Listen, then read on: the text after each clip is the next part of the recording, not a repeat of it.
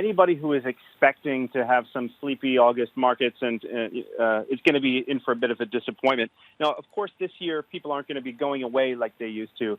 But when we look at some of those, some of the negative price action or some of those worries and dips that actually haven't materialized into anything yet, we should be actually a little bit more concerned about that.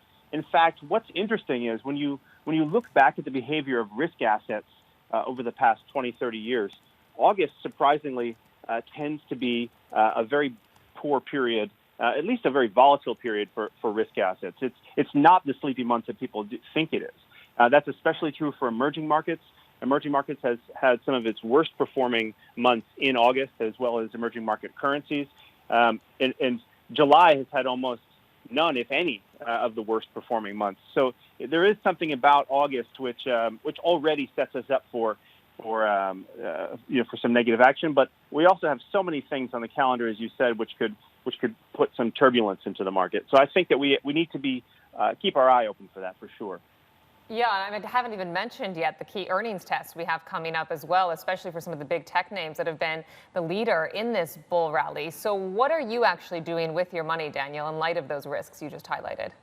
Well, look, I think it is a bit boring to keep talking about it, but we continue to be recommending and overweight more of the growth parts of the market, including the technology, some of that healthcare, just because this is the experience that we continue to see in let's say, for equity markets, for sure. We're seeing this reallocation of assets back into the longer duration equity, the higher growth areas for the future world we're going to move into. But also, we're starting to look at some relative trades as well. Last week, we were looking a lot at the relative trade of actually getting a bit more negative on Korea and more positive on Taiwan. That's turned out to be a good start to the week. But the reason for that is because when you tend to get this risk-off behavior, or as what we're seeing investors start to be a little bit more selective in their risk positioning, get a little more risk averse,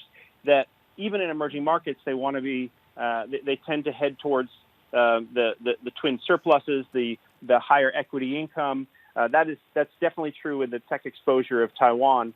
And the challenged export picture of Korea is not going to go away anytime soon. And that really shows us that economies are not operating in a vacuum here. Even if you've got the virus relatively under control, you still have to operate in a world where your trading partners are not faring as well, which will impact your markets and your currency.